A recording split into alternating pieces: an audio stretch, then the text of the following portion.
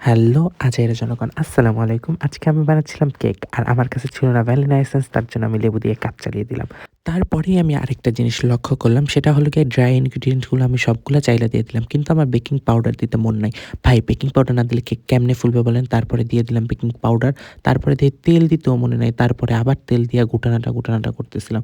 মানে আমি কাজ করি একটা আর ভুল করি ১০ টা। আর এই যে কেরামতি দেখাইতেছে আম্মুর টেবিলটারে ভাইঙ্গা ফেলা শুরু করছিলাম। ভাগ্যিস কিছু হয় নাই। যেই জোরে আওয়াজ হইছিল আমার মাইরে চিক করে মারছে। কিন্তু গাইস সেটা বড় কথা না। যে কাজ করতে হয় সে কাজ আবার গুছাইতে হয়। তো আমি সবকিছু ভদ্র ছেলের মতন গুছাইয়া রাখতেছিলাম। কারণ এগুলো আর কেউ গুছাবে না, আমারই গুছাইতে হবে। আর আমি যখনই কেক বানায় বসাইতে চাই তখনই পাতিলে ২ টা কাপড় দিয়ে নেই। কারণ প্রিহিট করা থাকে আগেই ১০ মিনিট, অনেক গরম থাকে, হাতে লাগলে হাত শেষ। তো তারপরেই তো আমার কেক হয়ে গেল। আর ভাই কেকটা অনেক সফট হয়েছিল। মানে আমি কেক সবসময় সফট হয়, মাঝে মধ্যেই বানাই। আলহামদুলিল্লাহ ভালোই হয়।